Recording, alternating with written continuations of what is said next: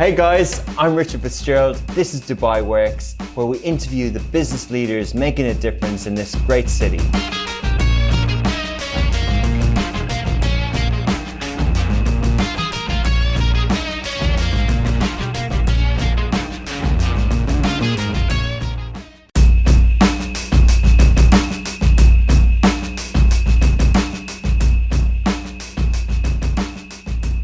We have a special guest this week for Emirati Women's Day, which takes place on August 28th.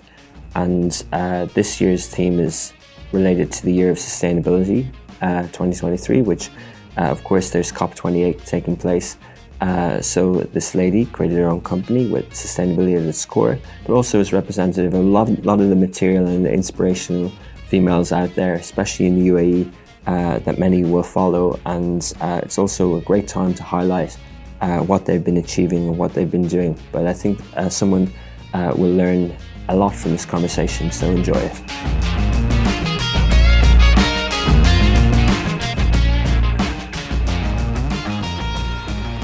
Welcome back to another episode of Dubai Works Business Podcast. Very special guest today, coming up with Emirati Women's Day on the 28th of August. We're joined by Nada El Amrani. She's the founder of Matia Natural, a beauty brand with strong commitment to redefining the concept of natural skincare. Nada's mission is to offer products that are not only effective, but also prioritize well-being of individuals and the planet.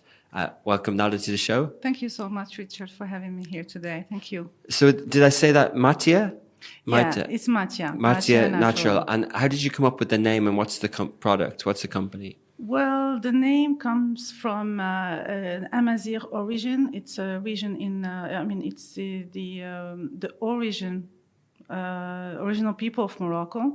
So it means the best of all women, Matia.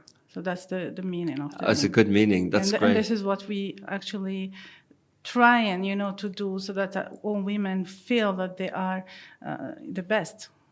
And was that the original concept? So it's for women. When did you start the business? I officially launched in 2021, the end of 2021, but it took me approximately 3 years to lay down the foundation of the business. And can you tell us a little bit about that? Yeah, so, before I was doing something completely different. I come from a business background, so I was working in the banking sector and the real estate sector. And after that, I stopped working for 15 years because I always had this big, a broad objective that I wanted to find something that passionates me, but at the same time that will bring some positive change to people and to society. So it took me around 15 years of self-search and trying different fields. I enrolled in a master of child marriage and couple counseling, and then completely to something totally different to a master in public administration and policy making. And I was excelling in that field. So I was having A stars and A in my subject, but I was not feeling, that this is my passion.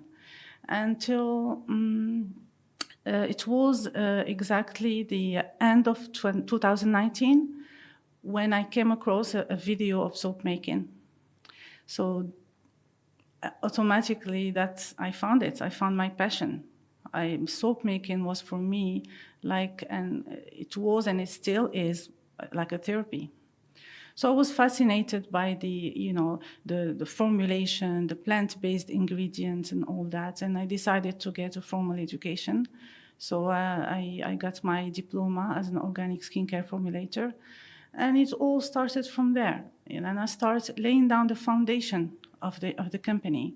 So I knew I wanted a high quality natural product, which means high quality natural ingredients as well, and ethically sourced from like-minded suppliers, and also the product to be made in UAE.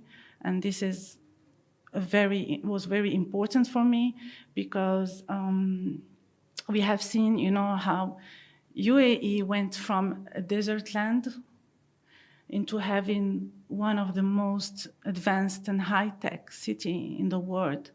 And we will be seeing as well how that desert land will become a farmland. Because I don't know if you remember a few years ago, when you go to local supermarkets, we used to find only like 1 or 2 vegetables actually made or produced in UAE. But now we can find a variety of vegetables and fruits that are produced in UAE. So I wanted Matia Natural to be part and participate in the path that UAE is taking toward self-sustainable economy and self-sufficient economy. So this was very important that the product to be made in UAE. So this is one value. The other value is to having, a product that empower women, for example. So we are using argan oil, and we use it in all our formulation. And we source argan oil directly from the cooperative in South Morocco to help these women reach their independence, their financial independence, and support their families. So this is one. So you have a product that's empowering women. You have also in regards to eco-friendly and sustainability, we choose the bamboo packaging, biodegradable, and it can be also, our jars can be washed and reused. They are so beautiful with the bamboo lid.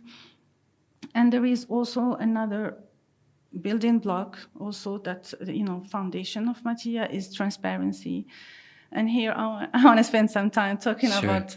It sounds like a lot of thought went into this, not just in the in the 3 years build up of when you attain that certificate on formulating the product, but there's a lot of thought.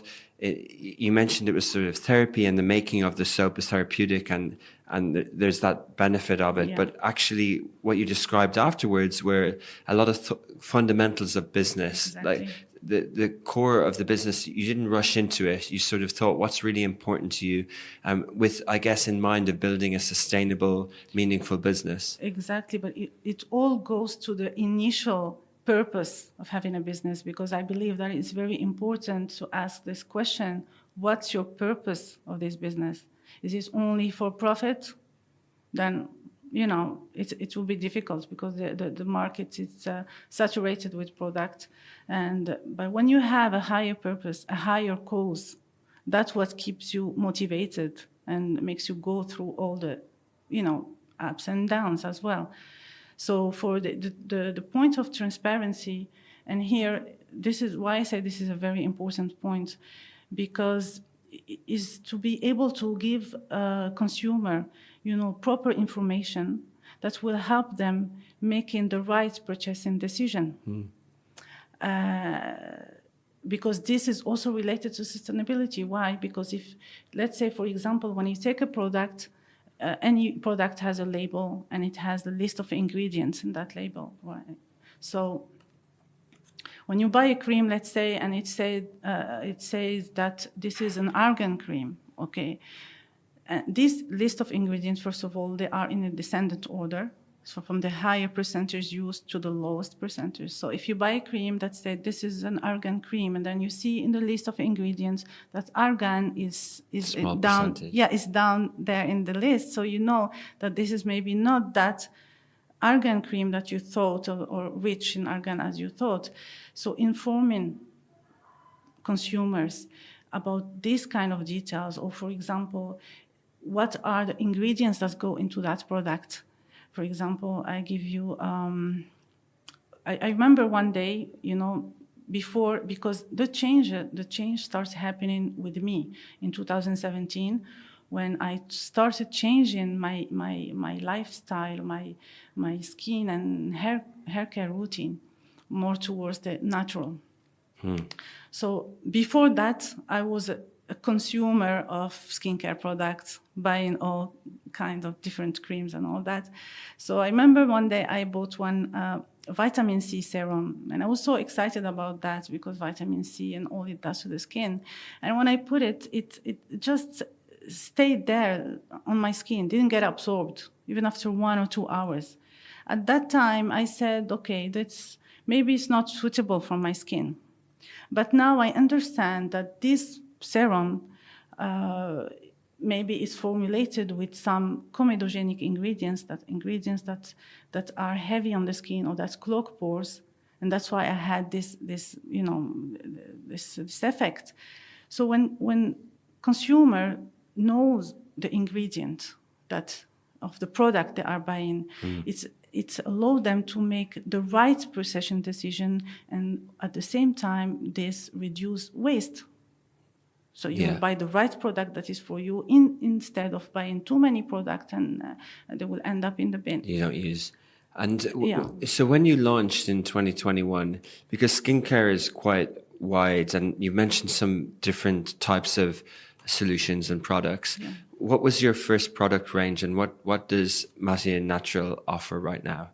So I started first with when I launched, I launched with a big diversity. I was so crazy about the plant-based ingredients. So this is maybe one mistake I did as well, that launching so many products. Okay. So it was the soap. It was mainly bath and body products. So it was the handmade soap, and then the scrubs and few masks. And then I introduced the toner, the serum. And now, maybe I will keep that, at the end, I'm launching something totally different. But you say it was a mistake, but is it that you sort of tested many things, you saw what worked, and then you sort of doubled down on that? Because every product has a cost. Yeah. So that was the mistake. It's not because, there are products that are effective and,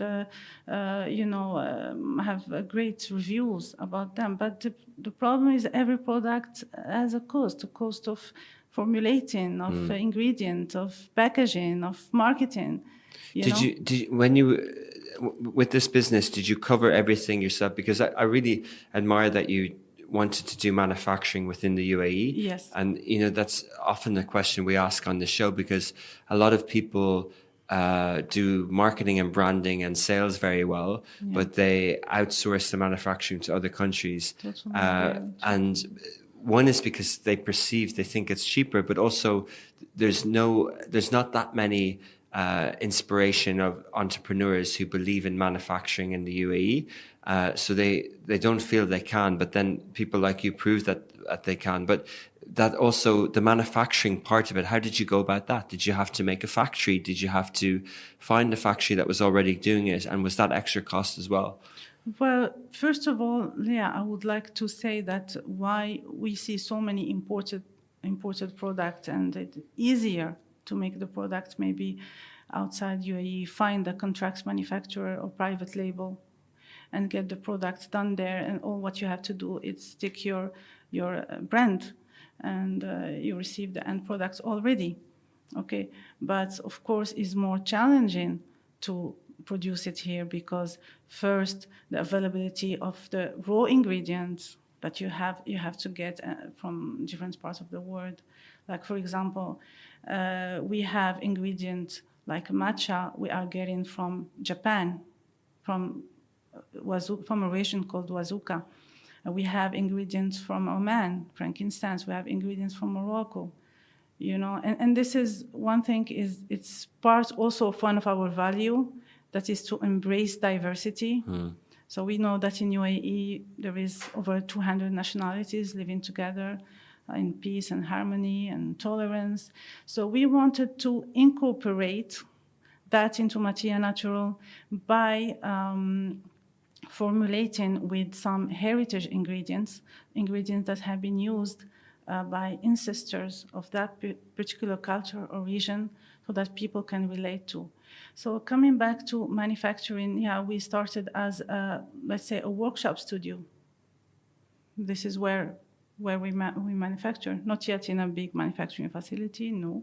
not yet. So soon. that you don't need a huge big warehouse. You just need to make the products. You can have a small workspace studio, and you package everything yourself, and you take orders as they come. Do you have a website? Do you do direct to consumer, or do you have distribution partners? Okay, so I started in a website, but it didn't last long. Less than a year, I got contacted by Ether in Yes Mall, the biggest mall of Abu Dhabi, to start selling Matia there. So actually, yeah, this was a very huge, big opportunity for Matia, because less than a year, I'm no longer selling only online. I'm selling in one of the biggest malls in Abu Dhabi. So, and it gives more exposure to the brand. I start knowing customers' preferences and all that. And then after I start having, now Matia is also available in Dubai, in Galleria Mall, in Al Jumeirah branch, and also in Al Barsha branch. So yeah, so from online, and we have many, many more offers. We're just taking it step by step. But from online, you go to different, stores, retail stores. So it's a combination of your direct-to-consumer, your people on your own website, and distribution partners. That's the current sales channels. Yeah, exactly. It was really interesting. You mentioned Morocco at the start in terms of empowerment, but then the ingredients choices. You mentioned the heritage because they're very famous ingredients. Like frankincense is very famous tradition with Oman, and same with the argan oil in Morocco. That's what we exactly do, Richard, is to bring the ingredients from its source. Because basically what makes a product high quality, as I said it before, is the quality of the ingredient. That is, and what is it? I get the oil as part of the manufacturing. What's the frankincense used for? Yeah, so we have a whole collection of frankincense that's called Liban in Arabic. So frankincense has, so many benefits for the skin. Brightening, it brightens the skin, it tightens the skin, very rejuvenating for the skin. So we did a whole collection, a soap and a toner and a face polish and a body scrub, all from the frankincense. And it's one of our best sellers, the frankincense collection, yeah. Amazing. And so in the last couple of years, are you surprised with the trajectory? It's kind of post-pandemic. Are you surprised with... are you on track? Did you have a business plan? Are you on track, or are you taking it as it comes? Well, I'm trusting the process. Yeah, there is some changes happens, of course, post-COVID. One of the changes was the argan oil. So as I said before, we use argan oil in all our products, in all our formulation, as part of the formulation, for the reason that I stated before, to empower women and all that. So the argan oil prices has increased by like 40%. Oh. Yeah. And to do with shipping costs or scarcity? No, it was because of the drought, because of the difficulties there to just, get the seeds and all that. Yeah. So this is, and shipping costs in general increased in all our products. So we really are depending on our ingredients are from outside, from US, as I said, from different countries. So the shipping cost has increased a lot. And that makes your margins tighter, or you have to increase the prices? We didn't actually increase, but we're thinking about it. Yeah, but, we're thinking about increasing the price a little bit because maybe all this was not expected, all these changes that happened and with COVID and everything. It's not really expected. So with the premium ingredients, that's an investment, and then making the product yourself, you need team, and then there's marketing costs as well. Is it hard to sort of turn a profit in this type of consumer business? I would say it's not easy. Have you been able to make it profitable so far, or is it coming? Well, I would say that, you know, how I think about business, you know, I always personify Matia, and I call it my fourth baby. I have 3 daughters, it's my fourth baby. So the business is exactly when you have a baby, so the first 2 years, you are sacrificing everything, your time, your resources, and everything, so that this baby is completely dependent on you. The same thing, I feel, it goes for the business. Then after the 2 years, this baby starts a little bit being independent. How I see it in the business point of view, the business starts covering its expenses, okay? And then after that, this baby grow up, and they start having like friendships, so there is a mutual giving here. So now I can say, you know, we are in the period where the business is covering its expenses somehow. So not yet in the past, not yet covered all the investment, but it's covering, it's break even month on month. Exactly. So it's definitely growing up as a child would. Nice. And so talk a little bit about sort of being a female entrepreneur, an Emirati female entrepreneur. You know, did you expect to do this? You know, when you were, it was really fascinating hearing about the different studies that you did and the different careers that you explored. You know, you weren't idle. You were always learning. You were self-improvement and you know, learning basically. And then you ended up being an entrepreneur. Did you think that you would be? Is it something that you go, oh, suddenly I'm a female entrepreneur, and it's not normal? Or did you think that I really wanted to be one when I was younger? Well, I don't remember having that dream maybe of being an entrepreneur. But as I said, you know, but I did have this vision that I said in the beginning, that I wanted to do something that's passionate to me. It's very important for me that I do something I like, so I'll be able to give more, and also that will benefit people. You know, for me, giving to people, it's provides me personally a sort of happiness, okay? And benefiting not only the people, the society, the country is, you know, a huge, big mission. So I always see it like that. That's why when I was explaining how I went through different fields, okay? So I was doing, for example, public administration, policy making. So in this, I don't think you'll be an entrepreneur in this, you know, it's more like, you know, more political. So I didn't have the idea of being an entrepreneur. I had the idea of what I said, you know, bringing something to people and also something that I have passion for. Yeah. So, yeah. Yeah, definitely. I'm trying to understand the crossovers between policies, but you have to be very organized. You have to, you know, policies can impact the wider public and things like this as well. So you have to think of other things. And, you know, it's not just a handcraft. You know, what you've described is that you're multifaceted, the skills that you need at the moment. Yeah. So probably accumulation of all those studies did help in different ways. Definitely, I would say, because you know, when you when you search, you know, so you try different fields, of course you gain knowledge, and this knowledge helps you as well, either in your career or as an entrepreneur. Knowledge compounds, yeah. And as you know, as a female entrepreneur, Emirati entrepreneur, are there support systems? Are there grants? Are there things that can help you thrive, or is it sort of do you face as every challenge that every entrepreneur would face as well? Well, I think that here in UAE there is a lot of support to entrepreneur. And maybe, you know, one of the reasons I'm here today as well, because, you know, maybe you know me through Ether, and Ether has been a great support and supporting UAE brands. So there is this support, you know, and also it's very easy to start a business, you know, as an online business. So there is a lot of support to entrepreneurs. There is a lot of also supporting people who are striving for innovation. Okay, so I believe that there is a lot of support. Yeah. What we've definitely seen over the last few years is a lot more media coverage. You know, whether it is the Emiratis Women's Day, or whether it's covers of magazines or inspiring videos online and things like that.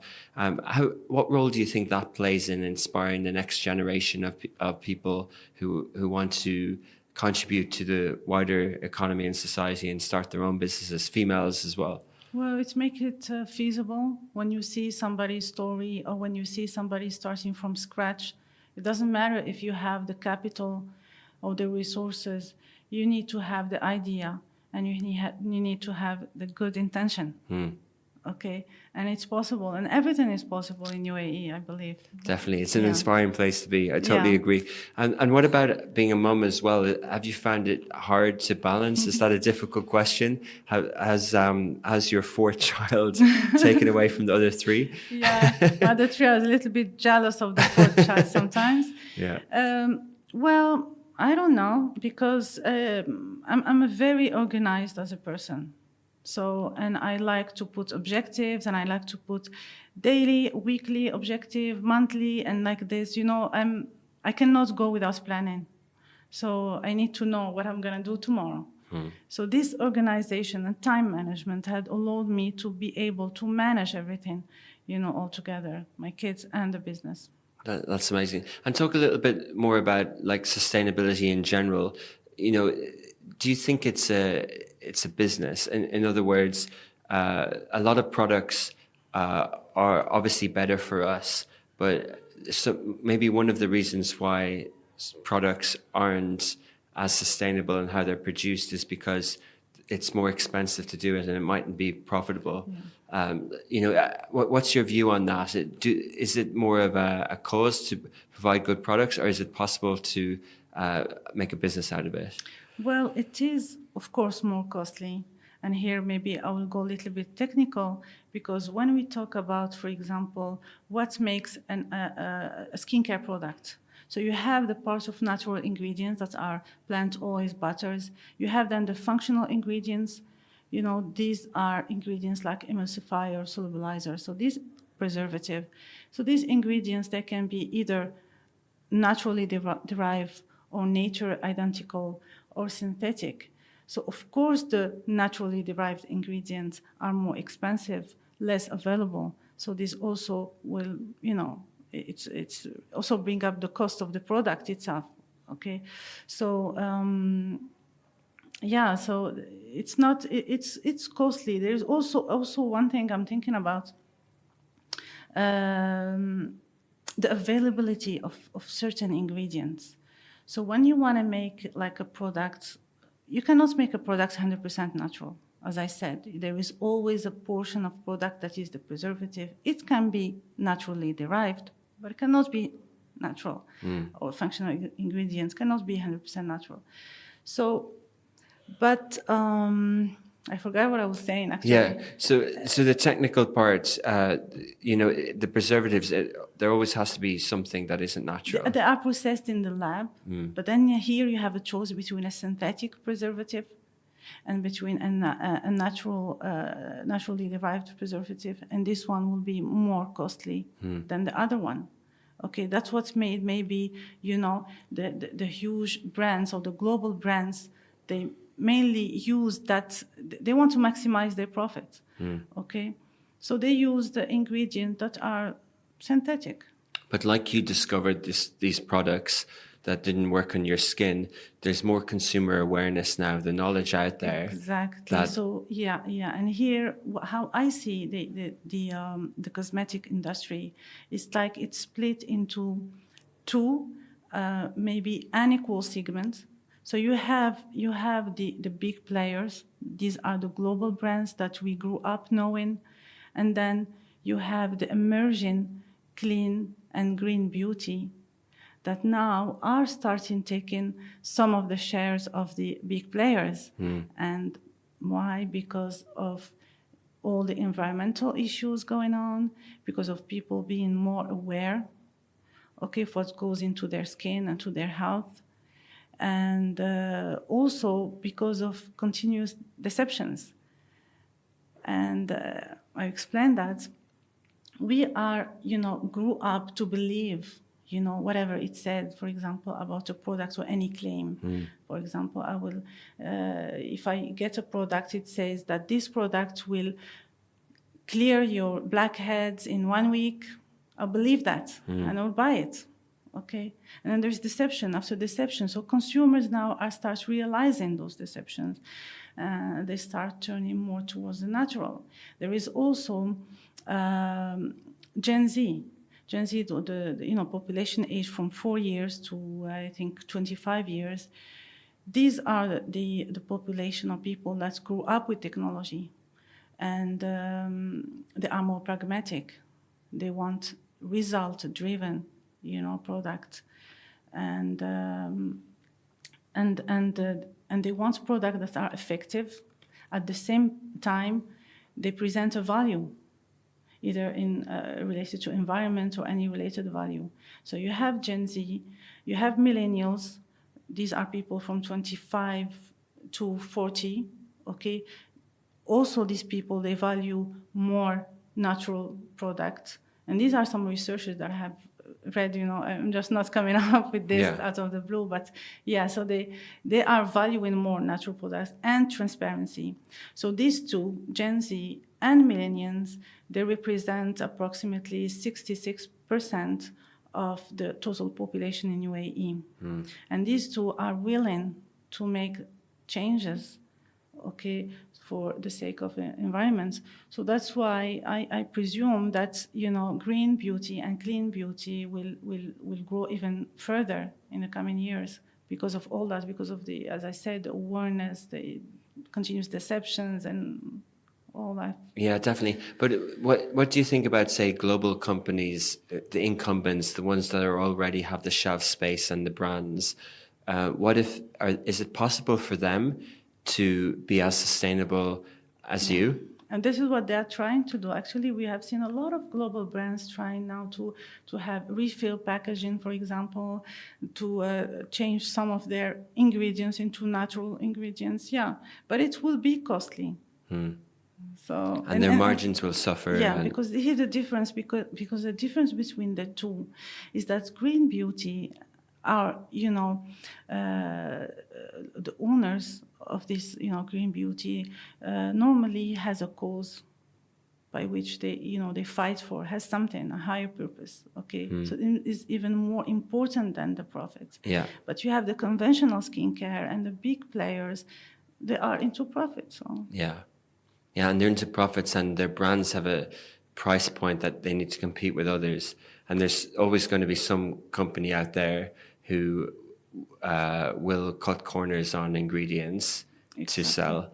But no, it's just interesting to see because, I agree. I think, on all skincare products, male or female, hair products and things like that, people do question what they're using, like body washes and things like that, because I think we're aware of chemicals and we mightn't have the studies and we mightn't know how to make the products and the soaps like you do and know the technical terms, but we are willing to read a little bit more, and the transparency is important because that transparency, what's on your website and what's on your package, is the consumer's diploma. That's their degree because they're researching there rather than, and they need to find out more information. Yeah, because I sometimes I got some messages through the Instagram. Somebody asking, for example, do you have a cream that lightens so and so area? I say no, I don't have this kind of cream, but we do have like nourishing body scrub, and so if you keep exfoliating your body properly 2-3 times a week, and then you apply proper hydration, automatically you will have a unified complexion. But what I mean here is that I don't need to give false claims or to sell, because this is not the purpose even of the brand. So transparency is so important, Even if I don't make a sale, but I convey the proper message, it's important. How does the routine part, what are the benefits of that?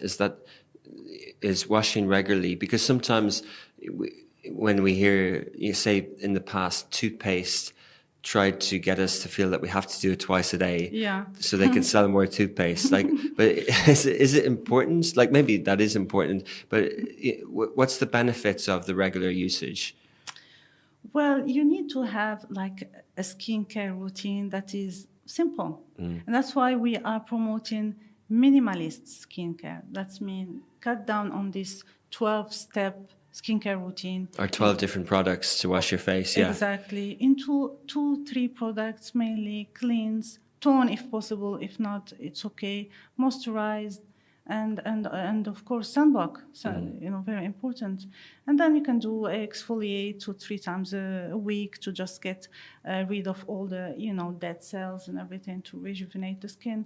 So it's pretty simple. But we grew up believing that is complicated because we have this installed belief, again through maybe big brands and global brands, through advertising and all that our skincare has to be complicated, and it shouldn't be. And do you see that men are using Matia as well?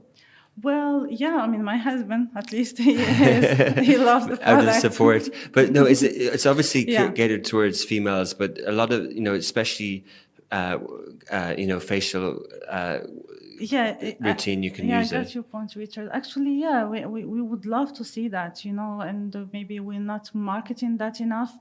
But man also needs a cleanser, needs a moisturizer. I mean, Yeah.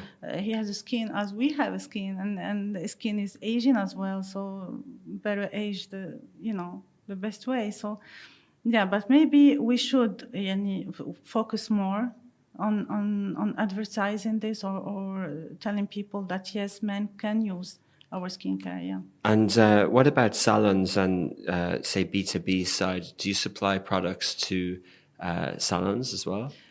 To salons. Like maybe hotels or spas or things like that? We have offer, and lately actually we just had a proposal to supply to a big salon in Al Ain. We're not yet in Al Ain market, so it's a good opportunity. We are in Abu Dhabi, in Dubai, but not in Al Ain. So yeah, we're working on that one. And we got also some other, proposal overseas, but we want to take it step by step. Yeah. Yeah, so kind of two questions on that. I think we'll run with that one. So what is the market expansion? Like, clearly the UAE is important for you, and it's still early days. Do you want to sort of establish Matia Natural here first before you look at international expansion, or do you already have a few countries on the plans? That's what always I say. I had this, opportunities to have Matia Natural in Bahrain, in Morocco, I got also in Singapore. But I don't know why I feel that I like to take things step by step. Okay, so I feel like I want to establish a presence here in UAE first. As I go along, I have all these, foundations and these values. I might add to them. I want first to grow here in UAE and then, expand. Yeah, and sometimes, we have different entrepreneurs on this show. Some of them have raised money in the skincare and beauty sector, like e-commerce marketplaces and things like that. And they often talk about the Middle East, the total addressable market, the volume of spend per person or per capita on beauty care has been higher than elsewhere in the world. Is that something that you've looked to raise investment? Is that something that you think you have a bigger opportunity in this part of the world than if you were doing Matia Natural elsewhere? Well, I didn't maybe think of it that way. So I was thinking about giving to UAE. That's the main thing, So I didn't think, of course, either UAE or GCC, they consume a lot of beauty products and makeup and skincare. But that was not part of, I didn't think about that while laying down the foundation of the company, that here it's a bigger market, or I just wanted to convey a message and to get people into, using natural skincare and to, wake up. Yeah. But I think maybe you have the luck of an entrepreneur, because one of the important things is to choose an area that's actually growing, right? Because if someone is excellent at something, but the market just isn't there for it. Totally agree, Richard. Yeah. And there is a big opportunity here. And when I explained earlier about how Gen Z and millennials together, and they are the active shoppers, represent 60% of the population, and these are people who are willing to change. And at the same time, when I think about green beauty and natural products, altogether, this gives us, a hope, not only to the planet, but a hope also to natural products that are growing. There will be an increased demand on them in the future.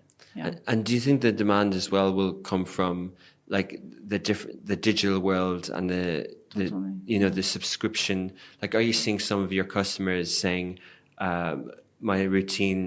my products with Matia Natural last me about 2 or 3 months, therefore I would like to be reminded of when to purchase again, and these types of relationships? Yeah, of course, using technology in all that, e-marketing, and it's very important. Okay, great. It's nice to hear. And so what's the sort of plans for the horizon, coming up? Of course, there's COP28, so there's going to be a lot of conversation in the UAE around sustainable products and environment.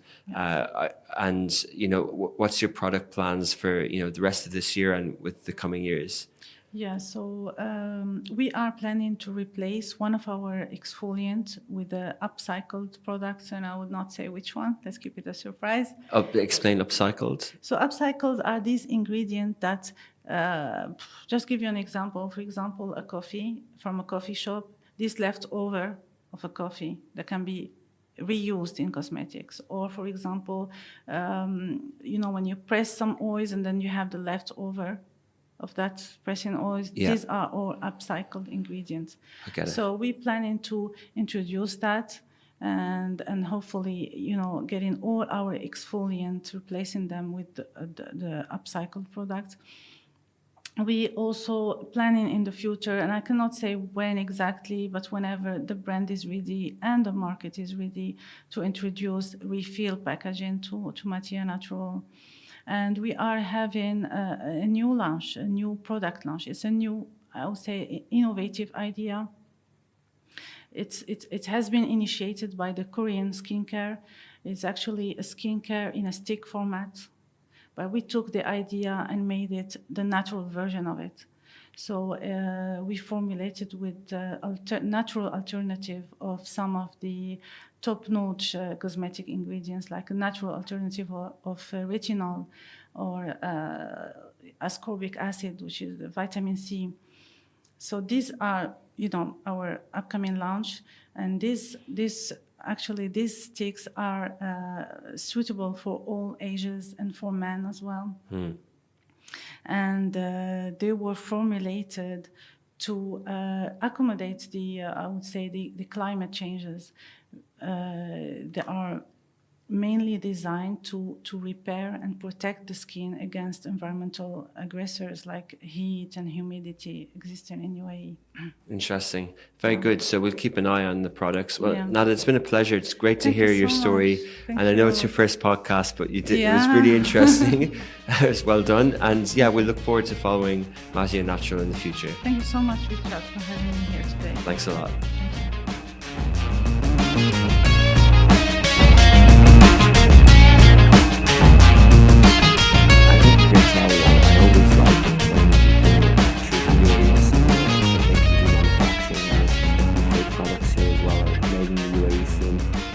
I believe we do that in content, but I think if we can apply it to content, you can apply it to anything.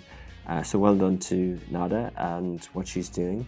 Very impressive, and shout out to everyone else who's doing amazing things, all the Emirati females out there in business and in other sectors, in sport. So enjoy Emirati's Women's Day for 2023. As always, this is available on smashy.tv, on smart TVs, on apps, You can, if you're listening, it's on the podcast app, so Apple, Anghami, Spotify, and you can also catch our other shows on Smashy TV. We're just starting a new season in the UAE for the local sports, for futsal, volleyball, handball, so you'll be able to check that out as well. Thank you as ever to our producers, Shahir and Ali, for putting together the show. It will be, of course, distributed on Smashy Business socials and across Lovin Dubai as well. This is a Smashy Business production as part of the Augustus Media Podcast Network.